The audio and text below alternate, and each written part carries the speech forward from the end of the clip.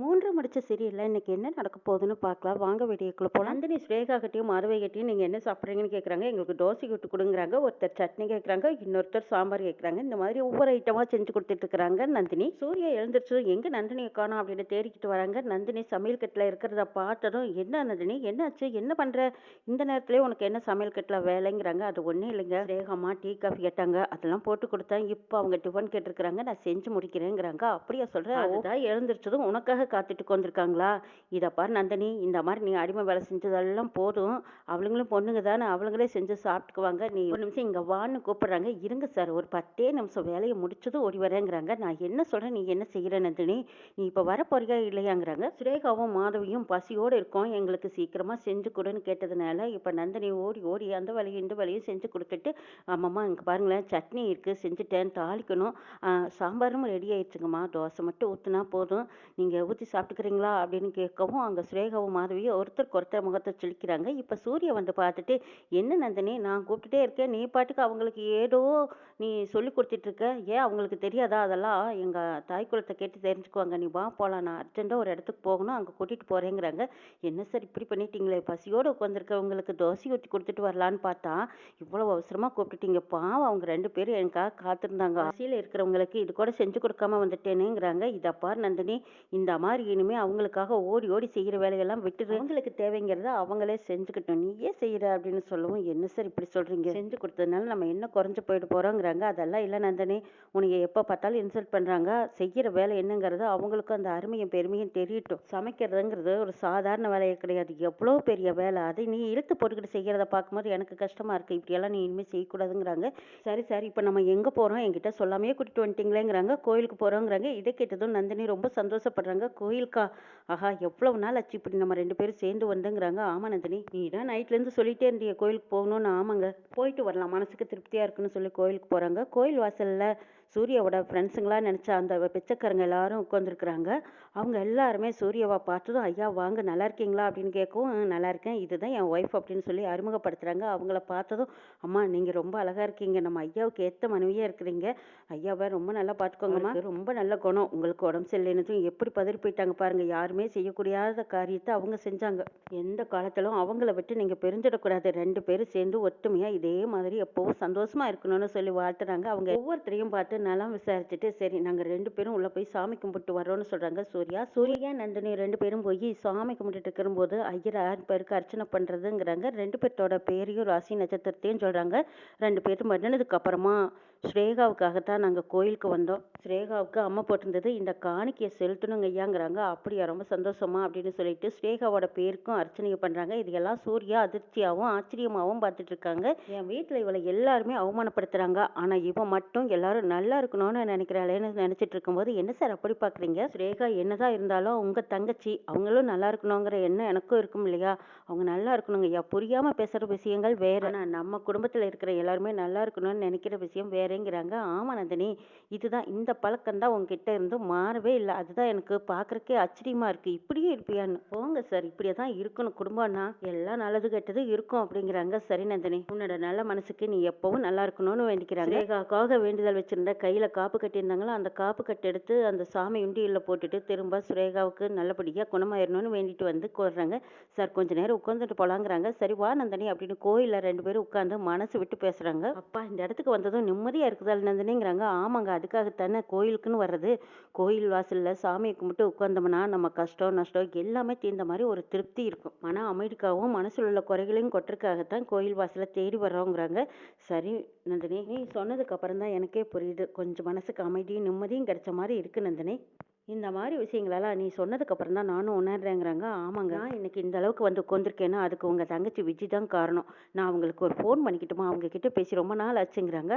அப்படி அதே இப்போவே பேசு அப்படின்னு சொல்லி ஃபோன் நம்பர் போட்டு கொடுக்குறாங்க நம்ம சூர்யா. நந்தினி விஜி கிட்ட பேசுகிறாங்க. விஜி அக்கா நீங்கள் எங்கே இருக்கீங்க, வீட்டில் இருக்கீங்களாங்கிறாங்க. நான் எங்கே போக போகிறேன், வீட்டில் தான் இருக்க போகிறேங்கிறாங்க. ஏன் இவ்வளோ செல்ஃபாக சொல்கிறீங்கன்னு கேட்கும்போது, ஏன் நந்தினி மனசுக்கு கொஞ்சம் ஒரு மாதிரியாக இருக்குது, பக்கத்து வீட்டில் ஒரு பொண்ணுக்கு கல்யாணம் ஆகி கொஞ்சம் வருஷம் தான் ஆகுது, அவங்களும் என்ன மாதிரி லவ் மேரேஜ் தான், ஆனால் இப்போ அவங்க அப்பா அம்மா எல்லாரும் ஒன்று சேர்ந்துட்டாங்க. ஒரு நல்லது கெட்டதுன்னா எப்படியெல்லாம் வந்து போகிறாங்க தெரியுமா? அந்த பொண்ணோட வீட்டில் அவங்க அப்பா அம்மா சீர்வரிசை கொண்டு வந்திருந்தாங்க. அதை பார்த்து அவள் எவ்வளவு சந்தோஷப்பட்டா தெரியுமா? அந்த சந்தோஷத்துக்கு ஈடேனே எதுவுமே இல்லை. அதை பார்த்ததுலேருந்து என் மனசு ஒரு ஏக்கமா, ஏனோ ஒரு தவிப்பா, எதையும் ஒன்று இழந்துட்டோமேன்னு நினைக்க தோணுது. இப்படியெல்லாம் ஒரு சந்தோஷத்துக்கு குடுப்பனை வேணும். அந்த குடுப்பனை எனக்கு இல்லாமல் போச்சுன்னு வருத்தப்படுறாங்க. சரி நந்தினி, நீ இப்போ எதுக்கு ஃபோன் பண்ணேங்கிறாங்க. இல்லை உங்ககிட்ட பேசி ரொம்ப நாள் ஆச்சு, அதான் பேசலான்னு கூப்பிட்டேங்கிறாங்க. அப்படியா, சரி நீ நல்லா இருக்கியா? ஆமாம், இப்போ எங்கே இருக்கு அப்படிங்கவும் நானும் சூர்யா சாரும் கோயிலுக்கு வந்திருக்கோங்கிறாங்க. ஓ, கோயிலுக்கு வந்தீங்களா? சரி, நான் சூர்யாவை கேட்டதா சொல்லு அப்படின்னு சொல்லிட்டு ஃபோனை கட் பண்ணுறாங்க. நந்தினி சூர்யா கிட்ட சொல்கிறாங்க, ஆமாம் உங்கள் தங்கச்சிக்கு நீங்கள் தானே கல்யாணம் பண்ணி வச்சிங்க, அதுக்கப்புறம் அவங்கள பற்றி யோசிக்கல நினைக்கலன்னா என்ன அர்த்தங்கிறாங்க. என்ன நந்தினி சொல்கிற, அவன் நல்லா தானே இருக்காங்கிறாங்க. ஆமாங்க, தீபாவளி வருதல்ல, ஒரு பொண்ணு பிறந்த வீட்டிலேருந்து புகுந்த வீட்டுக்கு போனால் அப்பா அம்மாவோட சீர்வரிசையை எதிர்பார்ப்பாங்க. அந்த மாதிரி எப்போவாவது நீங்கள் சீர்வரிசை கொண்டு கொடுத்துருக்கீங்களா? அவங்களும் உங்கள் தங்கச்சி தானே. எவ்வளவு ஏக்கத்தோடு சொன்னாங்க தெரியுமா? பக்கத்து வீட்டில் ஒரு பொண்ணு லவ் பண்ணி கல்யாணம் பண்ணிக்கிட்டு வந்தாலும் இவ்வளோ வருஷத்துக்கு அப்புறம் இப்போ அவங்க அப்பா அம்மா எல்லாரும் சேர்ந்துக்கிட்டாங்க. இப்போ தீபாவளிக்கு சீர்வரிசை கொண்டு போயிருக்காங்க. அதை பார்த்து அவங்க ஏக்கமாக சொல்லிக்கிட்டு இருக்கிறாங்க. நம்மளும் அந்த மாதிரி சீர்வரிசை கொண்டு போகலாங்கிறாங்க. நந்தினி நந்தினி திரும்ப சொல்லு, எனக்கு இதில் ஒன்றுமே புரியலையேங்கிறாங்க. சரி, புரியும்படி சொல்கிறேன். ஒரு பொண்ணு கல்யாணமாகி பிறந்த வீட்டுக்கு போயிட்டா புகுந்த வீட்டிலேருந்து நமக்கு சீர்வரிசை வராதான்னு எதிர்பார்ப்பாங்க. அதாவது புடவை, பூவு, பொட்டு, இப்படி தான் சீர்வரிசைகள் எல்லாம். தான் வீட்டு பொண்ணு இந்த வீட்டில் இருக்கா அப்படிங்கிறக்காக அடையாளமாக ஒரு விசேஷ நாளில் பிறந்த வீட்டிலேருந்து வர சீர் அந்த பொண்ணுக்கு எவ்வளோ பெருமையாக இருக்குது தெரியுமா? எனக்கும் கூட பிறந்தவங்க இருக்காங்க, அப்பா அம்மா இருக்காங்க, எனக்குன்னு ஒரு உரிமை அப்படிங்கிற ஒரு தனக்குன்னு உறவுகள் இருக்குங்கிற ஒரு ஆனந்தம் இருக்கு. அப்படி ஒரு குடுப்பினை கிடைக்கிறதுக்கு கொடுத்து வச்சிருக்கணும்னு அவங்க மனசுல ஒரு ஏக்கமா சொல்றாங்க. நீங்க தானே அவங்களுக்கு கல்யாணம் பண்ணி வச்சீங்க, நீங்களே உங்களுக்கு சீர்வரிசை கொடுத்தா என்னன்னு கேக்குறாங்க நந்தினி. நந்தினி, இவ்வளவு தானா? இதுக்கு என்ன செஞ்சுட்டா போச்சு, இதை பத்தியெல்லாம் எனக்கு எதுவுமே தெரியலையே, அதனால தானே நானும் பேசாம அமைதியா இருந்துட்டேங்கிறாங்க. சரி, இப்ப தெரிஞ்சுக்கிட்டீங்களா? நானும் உனக்கு அண்ணனா இருக்கேன்னு நீங்க போய் நின்னீங்கன்னா அவங்களுக்கு எவ்வளவு சந்தோஷமா இருக்குன்னு தெரியுமா? அந்த சந்தோஷத்தை பார்க்க கொடுப்பன வேணும் சார் அப்படி சொல்லவும் சூர்யா, அப்படியே சொல்ற, விஜிக்காக எவ்வளோ பண்ணாலும் செய்ய நான் தயாராக இருக்கேன் நந்தினி, நீ சொன்னையெல்லாம் எனக்கு அதுவே போதும், சரி கிளம்பு போகலாம் அப்படின்னு சொல்கிறாங்க. நந்தினி ரெண்டு பேரும் அங்கேருந்து கோயில் வாசலுக்கு வெளியில் வராங்க. வெளியில் வந்ததும் அத்தனை பேர்த்தையும் பார்க்குறாங்க. இவங்க எல்லாரும் எனக்கு ஃப்ரெண்டு தான் அப்படின்னு சொல்லவும் எல்லாத்துக்கிட்டையும் நின்று பேசிட்டு வராங்க நந்தினி. இதை பாருங்கம்மா, நம்ம ஐயா ரொம்ப நல்லவர், அவங்கள எந்த காலத்திலும் நீங்கள் விட்டு பிரிஞ்சிடக்கூடாது, சரிங்களா? வீட்டில் எவ்வளவு பிரச்சனை வந்தாலும் நீங்கள் அவங்களுக்காக நிற்பீங்கன்னு ஐயா சொல்லியிருக்காரு. அதே மாதிரி நீங்கள் அவங்களுக்காக எப்பவும் சப்போர்ட்டாக நிற்கணுங்கம்மா, அதுதான் எங்களோட வேண்டுதலுங்கிறாங்க. எல்லாரையும் நந்தினியும் பார்த்து பாராட்டிட்டு வாழ்த்து சொல்லி அனுப்புகிறாங்க. நந்தினி சூர்யா ரெண்டு பேரும் அங்கேருந்து கிளம்பும்போது அப்போ கால் தட்டி விடுது. அம்மா பார்த்து போங்க ஐயா, கை தாங்களா கூட்டிகிட்டு போங்க ஐயா அப்படின்னு சொல்லவும், கை தாங்களா தானே, இதோ இப்போ கூட்டிகிட்டு போகிறேன் பாருங்கன்னு சொல்லி நந்தினியும் அழகாக கை தாங்களா தூக்கிட்டு போய் காரில் உட்கார வைக்கிறாங்க. இதை பார்த்த நந்தினி கூச்சப்படுறாங்க. ஐயோ என்னது இப்படி எதுக்கு தூக்குனீங்க, அங்கே பாருங்கள் எல்லாரும் பார்த்துட்டு இருக்காங்கங்கிறாங்க. அதனால் என்ன, ஏன் பொண்டாட்டி தானே, அதான் அவங்க சொன்னாங்களே கை தாங்களா கூட்டிகிட்டு போங்கன்னு சொன்னாங்க, தாங்கி பிடிச்சு நான் கூட்டிகிட்டு வரேன் போதுமா அப்படின்னு எல்லாத்தையும் கேட்கும்போது எல்லாரும் சந்தோஷப்பட்டுட்டு, போதுங்க ஐயா, நீங்கள் ரெண்டு பேரும் எப்பவும் இதே மாதிரி சந்தோஷமாக இருக்கணுங்கிறாங்க. கண்டிப்பாக நாங்கள் இருப்போம் அப்படின்னு சொல்லிட்டு சூர்யா நந்தினியை கூட்டிகிட்டு அங்கேருந்து கிளம்புறாங்க. என்ன நந்தினி அப்படி பார்த்துட்டு வர, எங்கேயோ அங்கங்கே எங்கேயும் திரும்பாம என்னையே பார்த்துட்டு இருந்தா என்ன அர்த்தங்கிறாங்க. சார், அதுக்கெல்லாம் நிறைய அர்த்தங்கள் இருக்குது. ஆமாம், நான் எங்கே பார்த்தா உங்களுக்கு என்ன, நான் எங்கேயும் பார்ப்பேன், நீங்கள் ஏன் சார் இதை கவனிக்கிறீங்கங்கிறாங்க. அது எப்படி நந்தினி, அங்கங்கே பார்த்தா பிரச்சனையே இல்லை, ஆனால் என்னையே உத்து பார்த்துட்டு இருந்தா நான் கேட்கத்தானே செய்வேங்கிறாங்க. ஆமாம் சார், நான் அப்படி தான் பார்ப்பேன், உங்களையே தான் பார்த்துட்டு வருவேங்கிறாங்க. நந்தினி, இது சரியில்லை, பரவாயில்ல நீங்கள் என்ன வேணாலும் சொல்லிக்கோங்க, நான் இப்படி தான் இருப்பேங்கிறாங்க. நந்தினி, உன்னை மாற்றவே முடியாதுன்னு எனக்கு தெரியும், சரி உன் விருப்பம், நீ சந்தோஷமாக இருந்தால் எனக்கு அதுவே போதுங்கிறாங்க. சரி, இப்போ எங்கே சார் போகிறோம், நம்ம வீட்டுக்கு போகிறோமாங்கிறாங்க. அதெல்லாம் இல்லை, நம்ம இப்போ ஜவுளி கடைக்கு போகிறோங்கிறாங்க. இது ஜவுளி கடைக்கா சார், நம்பவே முடியலைங்கிறாங்க. நம்ப முடியலையா? நீ தான் சொன்னீங்க தீபாவளி பக்கத்தில் வந்துருச்சு, தீபாவளி சீர் கொடுக்கணும்னு, அந்த சீர் வரிசை எடுக்கிறதுக்காக தான் நம்ம போய்கிட்டு இருக்கோங்கிறாங்க. இதை கேட்ட நந்தினி ரொம்பவே சந்தோஷப்படுறாங்க. ஓ அப்படியே சொல்கிறீங்க, அப்போ விஜய் அக்காவுக்கு நம்ம சீர் வரிசை கொடுக்க போகிறோமாங்கிறாங்க. ஆமாம் நந்தினின்னு சொல்லவும் அவ்வளவு சந்தோஷப்படுறாங்க நந்தினி. சரிங்க, அப்போ இல்லை புடவை கடைக்கு போகலாங்கிறாங்க. அங்கே புடவையை போய் பார்த்து செலக்ட் பண்ணுறாங்க. ரெண்டு புடவை எடுக்கிறாங்க. புடவையில் எடுத்துகிட்டு வந்து பில் போட வந்திருக்காங்க. நந்தினி, என்னது ரெண்டு எடுத்திருக்கேன்? ஆமாம், இதாக இருக்குது இதாக இருக்குங்கிறாங்க. இது விஜய் அக்காவுக்கு, இது எனக்கு, ஏன் இதெல்லாம் நான் கட்டக்கூடாதாங்கிறாங்க. கட்டலை நந்தினி, ஒரு புடவை நல்ல விலையில நல்ல புடவையே எடுத்திருக்கேன், இன்னொரு புடவை சாதாரணமாக எடுத்திருக்கியே, அதை தான் நான் கேட்டேங்கிறாங்க.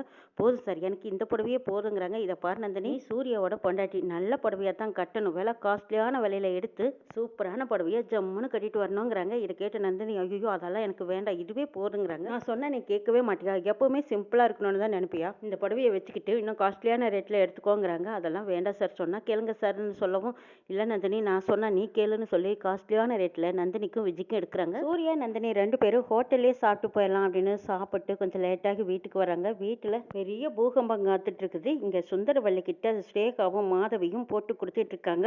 இத பாருங்கம்மா, காலையில போனவங்க இன்னும் இவ்வளவு நேரம் ஆகியும் வீட்டுக்கு வரல. நல்ல பசி, எங்களுக்கு தோசை சுட்டு கொடுடி, எனக்கு தோசைக்கு சட்னி வேணும், எனக்கு தக்காளி சட்னி வேணும், எனக்கு சாம்பார் வேணும், இப்படியெல்லாம் நாங்க சொன்னோம். அவளும் சரி சரின்னு எல்லா வேலையிலும் பாதி பாதி செஞ்சு வச்சுட்டா. எல்லாம் முடிக்கிற நேரத்துல சூர்யா வந்துட்டான். வந்ததும் நந்தினி கிளம்பு போலான்னு சொன்னாங்க. ஆனா காலையில அப்படி கிளம்பி போனவங்க தான் இன்னும் வரவே இல்லை. நாங்க பசியில எவ்வளவு தூரம் வாடி போயிட்டோம் தெரியுமா? சரி நான் வந்து செஞ்சு கொடுக்குறேம்மான்ட்டு போனா இவ்வளவு நேரம் ஆகியும் இன்னும் வரலமா. இவ்வளவு திமிர் இருந்தா அவன் கூப்பிட்டதும் இவளும் போறா பாருங்க அப்படின்னு மாதவியும் ஸ்ரேகாவும் இல்லாதும் பொல்லாதுன்னு சொல்லி சுந்தரவல்லி கிட்ட போட்டு கொடுத்துட்டு இருக்காங்க. அங்க அருணாச்சலம் வராங்க. அருணாச்சலம் வந்து, ஏன் மாதவி, ஸ்ரேகா, நீங்க 2 பேரும் பொண்ணுங்க தானே, ஏன் சமையல் கட்டம் பக்கம் போய் நீங்களும் தோசையோ சட்னியோ எது வேணுங்கிறத செஞ்சு சாப்பிட வேண்டியதானே? ஏன் நந்தினியை தான் செய்யணுமா? நந்தினி செஞ்சு கொடுத்தா மட்டும்தான் சாப்பிடுவீங்களா? இல்லைன்னா நீங்க சாப்பிடாம பட்னியாவா கிடந்துருவீங்கன்னு கேட்குறாங்க அருணாச்சலம். ஆமா, நீங்க என்ன பேச்சு பேசிட்டு இருக்கீங்க? அவ இந்த வீட்டு வேலைக்காரிங்க, அவ எல்லா வேலையும் செய்யலாம். என் பொண்ணுங்க எங்க அப்படியெல்லாம் செய்யணும்? எப்ப பார்த்தாலும் நந்தினி நந்தினின்னு அவளையே தலை மேல தூக்கி வச்சுக்கிட்டு கொண்டாடிக்கிட்டே இருப்பீங்களா? இந்த மாதிரி பேசுற வேலையை விட்டுருங்க. அப்பா மக 2 பேருமா சேர்ந்து அவளை தலை மேல தூக்கி வச்சு கொண்டாடிக்கிட்டு இருக்கீங்க. இதெல்லாம் எங்க போய் முடிய போகுதோ தெரியலைங்கிறாங்க சுந்தரவல்லி. அதெல்லாம் எங்கேயும் போய் முடியாது. இப்போ அவங்க 2 பேரும் புருஷ மடட்டியா வாழ ஆரம்பிச்சிருங்க. அவ இந்த வீட்டு மருமகளா நீ பாக்குறதா நல்லது சுந்தரவல்லி. உன் பொண்ணுங்களுக்கு நீ நல்லது கெட்டது சொல்லிக் கொடு. ஆனா அவங்க இன்னும் புரிஞ்சுக்காம சமைக்க கூட தெரியாம இருக்காங்கன்னு அருணாச்சலம் சொல்லிட்டு இருக்கும்போதே அங்க சூர்யாவோட கார் வந்து நிக்கிறத பார்த்து அருணாச்சலம், ஆஹா வந்துட்டாங்களா அப்படின்ட்டு போய் எட்டி பாக்குறாங்க. அப்பா, இன்னைக்கு உங்ககிட்ட ஒரு நல்ல சந்தோஷமான விஷயத்த சொல்ல போறேங்கிறாங்க. என்ன சூர்யா அப்படின்னு கேக்குறாங்க அருணாச்சலம். நம்ம நாளைக்கு காலையில விஜிக்கு நம்ம சீர்வரிசை கொண்டு போறோங்கிறாங்க. இதை கேட்டதும் சுந்தரவல்லிக்கு தூக்கி வாரி போடுது. என்னைக்கும் இல்லாத திருநாளா இன்னைக்கு என்னடா அவன் மேல அவ்வளோ வைக்கிற? நம்ம பேச்ச மீறி கல்யாணம் பண்ணிக்கிட்டவளுக்கு இதெல்லாம் தேவைதானா? அதெல்லாம் ஒன்றும் வேண்டான்னு சொல்றாங்க. இப்போ அருணாச்சலத்துக்கிட்ட சூர்யா சொல்றாங்க, இதை பாருங்கப்பா, யார் என்ன சொன்னாலும் நான் கேட்க போறதா இல்லை. விஜி என்ன இருந்தாலும் நம்ம வீட்டு பொண்ணு. அவளுக்கு நான் ஒரு அண்ணனா இருந்து செய்ய வேண்டிய சீர்முறைகளை எல்லாம் நான் செய்யத்தான் போறேன். இதை யாராலும் தடுக்கக்கூடாது, தடுக்கவும் முடியாதுன்னு சொல்லிட்டு போறாங்க. இதை கேட்ட அருணாச்சலம், அப்பாடா, இப்பதான் என் பையனுக்கு பொறுப்பு வந்ததா நான் உணர்றேன். நந்தினி, எல்லாத்துக்கும் காரணம் நீதான். அவனுக்கு இதை பத்தியெல்லாம் என்னன்னே தெரியாது. ஆனா நீ எவ்வளவு நல்ல பழக்கங்களை கற்றுக் கொடுத்துருக்கேங்கிறாங்க. ஆமாங்க, எங்க தங்கச்சி மேல இருக்கிற பாசம் இன்னமும் குறையல. என்னதான் இருந்தாலும் விஜயம்மாவும் நம்ம சூர்யா சாருக்கு தங்கச்சி முறை தானே. அவங்க செய்யற சீர்வரிசையில அவங்களுக்கு ஒரு சந்தோஷம் கிடைக்கும் இல்லைங்களா? அதுதான் அவங்களுக்காக புடவையும் சீர்தட்டங்களுக்கு தேவையானதெல்லாம் நாங்கள் வாங்கிட்டு வந்தோங்கிறாங்க. இதை கேட்ட அருணாச்சலம் ரொம்பவே சந்தோஷப்படுறாங்க. ஒரு பொறுப்பான இடத்துல இருந்து சூர்யா இந்த அளவுக்கு நிறைவா செய்வான்னு நான் நினைச்சு பார்க்கல நந்தினி. எல்லாம் நீ தான் நல்லது கெட்டது பக்குவம் சொல்லி கொடுக்குற மாதிரியே வாழ்நாளிலையும் அவன் நல்ல நிலைமைக்கு கொண்டு வரணுங்கிறாங்க. கண்டிப்பாங்க ஐயா, சூர்யா சாரை நான் நல்ல நிலைமைக்கு கொண்டு வருவேன், நீங்களும் பார்க்கத்தான் போறீங்கன்னு சொல்லிட்டு போறாங்க நந்தினி. இதையெல்லாம் கேட்டுட்டு இருந்த சுந்தரவல்லி, இவ யாருங்க, வீட்டு வேலைக்காரி, இவ போய் அந்த விஜிக்கு சீர்வரிசை செய்யறதா? இதெல்லாம் நல்லாவா இருக்குங்கிறாங்க. சுந்தரவல்லி, எது நல்லது எது கெட்டதுன்னு உன் பொண்ணுங்களுக்கு நீ சொல்லி கொடுக்காம அவளாவது சூர்யாவுக்கு எது நல்லதுன்னு புரிய வச்சிருக்கா பாரு. அது வரைக்கும் சந்தோஷம். இந்த வீட்டுக்கு ஒரு நல்ல மருமகளாகவும் பெரிய மனுஷிக செய்ய வேண்டிய காரியத்தையும் அவ எடுத்து செய்கிறா. இதையாவது நீ புரிஞ்சுக்கோன்னு சொல்லிட்டு போறாங்க அருணாச்சலம். அடுத்த நாள் காலையில நந்தினியை கூட்டிக்கிட்டு விஜி வீட்டுக்கு போயிருக்காங்க சூர்யா. விஜி சூர்யாவை நந்தினியும் பார்த்ததும் அவ்வளவு சந்தோஷப்படுறாங்க. பார் விஜி, உனக்கு நான் அண்ணனா இருந்து இந்த சீர்வரிசைகளை செய்யறேன், நீ இதை வாங்கிக்கணும், சந்தோஷமா வாங்கிக்கணும்னு கொடுக்கும்போது அவங்களும் சந்தோஷமா காலில் விழுந்து ஆசீர்வாதம் வாங்கிக்கிறாங்க. இவ்வளவு நாளா என் மனசுல கூட பிறந்தவங்க இல்லையேன்னு ஏக்கத்தோட இருந்தேன். என்னதான் காதலிச்சு கல்யாணம் பண்ணிக்கிட்டு சந்தோஷமா இருந்தாலும் அவங்க அப்பா அம்மா வீட்டுல இருந்து வர சீர்வரிசைக்கு எதுவுமே ஈடிணையாகாது. எனக்கு கூட பிறந்த அண்ணனா நீங்க இந்த சீர்வரிசையை செஞ்சதுல எனக்கு மகிழ்ச்சி தான். ஆனா நீங்க 2 பேரும் எங்க வீட்டுல விருந்து சாப்பிட்டு தான் போகணும் அப்படின்னு பாசத்தோட பரிமாறுறாங்க விஜி. சூர்யாவும் நந்தினியும் முறைப்படி செய்ய வேண்டியதை செஞ்சுட்டு சந்தோஷமா விருந்து சாப்பிட்டு வீட்டுக்கு வராங்க. சுந்தரவல்லி வரட்டுன்னு எதிர்பார்த்துட்டு இருக்காங்க. வந்ததுக்கு அப்புறம் பெரிய பூகம்பமே வெடிக்குது.